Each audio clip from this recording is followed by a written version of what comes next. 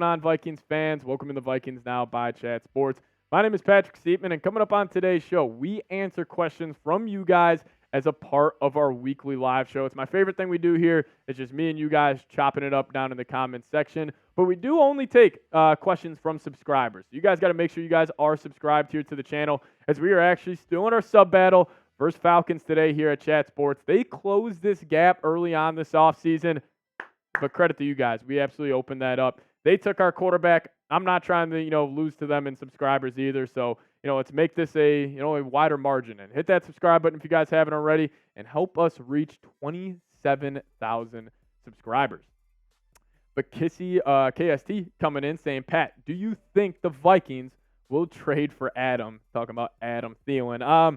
Yeah, this has been a hot topic around Vikings media for the past couple of weeks, as there was that viral video of Adam Thielen and J.J. McCarthy working out. And then also the next day, Thielen was training with C.J. Ham and a couple other guys as well. So, listen, I would be all in on, getting Adam Thielen back here as PTL, saying, would you trade Cine and a conditional 6 for Thielen? I don't know. That's a tough one. I don't know if I would want to give up on Cine, even though he is a cut candidate. So I guess for this, I would probably say yes. But take out Cine and just a conditional 6, I would do it. As, the Panthers, they did just draft Xavier Legette.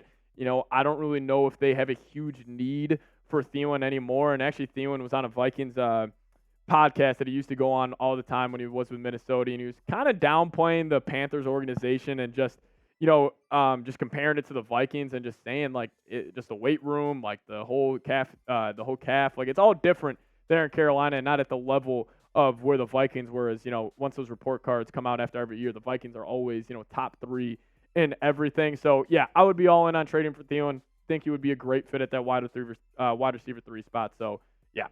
Z Cool saying, tell us your thoughts about the Vikings secondary. Are we becoming deadly or just mediocre? Yeah, listen, I think the Vikings secondary, the safety position is elite. That's an A-plus position. And, Brian Flores, at 94% of snaps last season, ran 3 safeties. So I think the safety position, I'd probably grade that an A. Cornerback position, you're just looking for guys to step up. You're looking for, if Mekhi Blackman takes that jump, if somehow we could get anything from Andrew Booth Jr., he can make that group a whole lot better. We'll see how the addition of Shaq Griffin ends up faring out for the Vikings. I like that pickup. Not really too sure how high I am on him, but let's just say Byron Murphy gets back to being a cornerback 1. Mekhi Blackman takes that jump. Shaq Griffin ends up being a good cornerback 3. We could be looking at this Vikings cornerback group and safety room as, hopefully one of the better ones in the entire NFL. But DumDum24 coming in saying, any news on the Vikings signing Michael Thomas? No news as it stands right now. I don't necessarily know if there's interest on either side here. I don't think the Vikings are going to want to pay, obviously Thomas is not going for big time money, but he's probably going to sign an $8 million deal.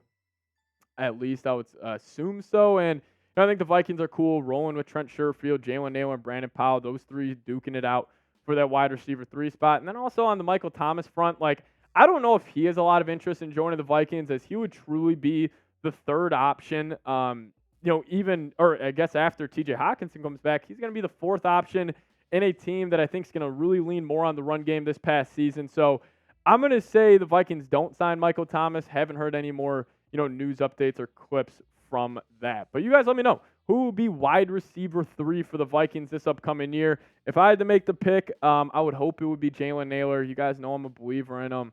I think he's going to really, end up working out if he just gets that opportunity. But, hey, maybe you guys think it's going to be Brandon Powell, Trent Sherfield, or maybe you guys want to get wild. Give me an Adam Thielen if you guys want him to be wide receiver 3 this upcoming year. But Z Cool is saying, why do we still have dead cap hits from Cousins, Cook, and 5 other Vikings? This is a rumor true. No, this is 100% true. The Vikings have the most dead cap this season, I think by a wide margin in the NFL. Just want to double check this for you guys. As the I believe it's $54 million. No, they have $57 million in dead cap. Shout out to Kirk Cousins for that one. But it's also guys like, Danielle Hunter. A ton of guys are contributing to this. Let me just go down this list real quick for you guys. Vikings, which is actually only third in the NFL right now. I thought it would be way higher than that at $53 million. But yeah, no, that's all true. Z cool. But it is looking like this offseason or next offseason, the Vikings will have $54.5 million to spend, and the year after that, they're going to have a whole lot more. So the Vikings, even though they made a couple of moves this offseason that, definitely did not make them immediately better for next year, but they've set themselves up for a really strong 3 to 5 year window following next season. So yes, they're going to have to take on the dead cap hits of this season, but you're going to have to do that. And it was something that we knew was coming down the line. I'm just happy the Vikings, they addressed it this season instead of just, kept pushing it down the line, because now you're set up with J.J. on that rookie contract. You could build a stacked team around him, and you're just banking on him, hopefully being a top 10 quarterback in the league, and maybe the Vikings are competing for Super Bowls coming up. But Eric Mott coming in with the next question saying, Vikings lead the NFL in pressures and sacks. I don't hate that bold prediction there. Obviously, the Niners get after the quarterback, the Eagles always get after the quarterback. But, the Vikings got 3 edge rushers that I'm a big fan of. I think Grenard's going to be in that 12 to 15 sack range, as he had 12.5 last year in a first ever breakout year. Van Ginkel, he's going to be that Swiss Army knife, but he should at least accumulate, 7 sacks. And let's just say Dallas Turner, somehow gets the 10 to 12 by himself.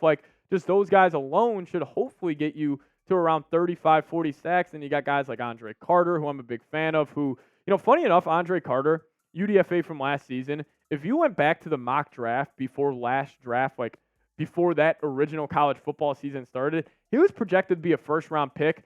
Obviously, kind of took a huge step back that next college football season, but I think he could be a guy that could pop out. And then also Patrick Jones. Hopefully you get a couple sacks from the interior defensive lineman as well. So maybe the Vikings could get around 45, 50 sacks, but lead the entire NFL in it.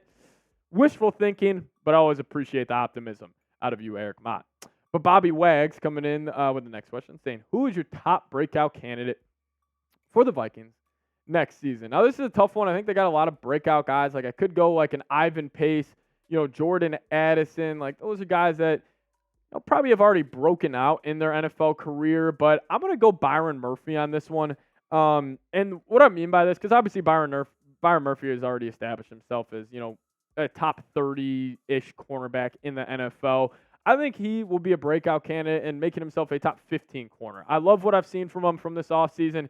He was staying late after practice every single day during the minicamp, talking with Dwight McGlothern, UDFA from Arkansas, which I absolutely love that from Byron Murphy. But, he definitely had a down year this past season. But, again, he was getting all the wide receiver 1 responsibilities, and really with no, not really the greatest pass rush from the Vikings last season. And the biggest game that really hurt his stock was the Keenan Allen game. Keenan Allen absolutely just lit him up for 200-plus yards. But, I think, Byron Murphy is going to have a tough year this year, because considering all the weapons that are in the NFC North, you look at the great receivers. It is by far the best receiver division in the NFL. The Lions with Jameson Williams, Amon-Ra. Now the Bears got Keenan Allen, Rome Odunze, DJ Moore. The Packers have, some of the best young receivers in the entire league. And obviously, the Vikings, they got what they have. So Byron Murphy, he's going to get tested, often this season. But I think a breakout season could be on the way for him. But Arpin8 coming in saying Dallas Turner gets his first sack against the Giants. Yeah, I'm going to say so. Curious to see how much he plays week 1.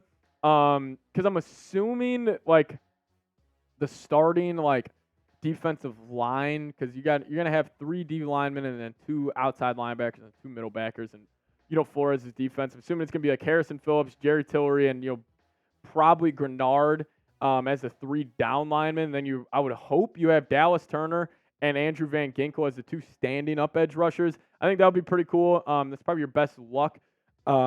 Or best 5 you could roll out there. But yeah, I'll be optimistic here, Arpin. I'll go, yeah, he gets his first sack against the Giants. Nope, coming in saying, of course y'all know I'm a Giants fan. How do you feel about our current corners, against neighbors Slayton, Robinson, and Hyatt? Yeah, so the Giants wide receivers, a little way too early week 1 preview here. They got speed, man. Neighbors obviously incredibly fast. Slayton's a fast guy. And then, Wandell and Jalen Hyatt, they're all burners as well.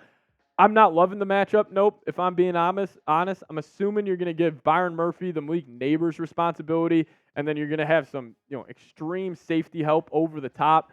The other three guys, they're going to be an issue. Like the Vikings are going to need Blackman. They're going to need Booth, Shaq Griffin to have some big time games. But I do expect Brian Flores, as he is a maniac when it comes to blitzing. I actually think he's going to pull that back a lot week one, and he's just going to bank on the Vikings being able to get home to the Giants, only rushing 4 and just keep the safeties. Probably play a lot of cover 2 deep shells there. So yeah, don't love the matchup, but you know what? No, I'm almost this close of guaranteeing a week 1 victory for my Vikes over your Giants. But hey, if you guys made it to the end of today's show, first off, just thank you guys so much. But if you guys could give me a skull down in the comments section, so I know where all the real ones are at, and I'll show you guys some extra love down there as well. But if you guys also want to give me a follow on Twitter, that's the handle right there at Pat Sieps. I'm going to be tweeting about the Vikes all year long. So appreciate you guys watching today's show.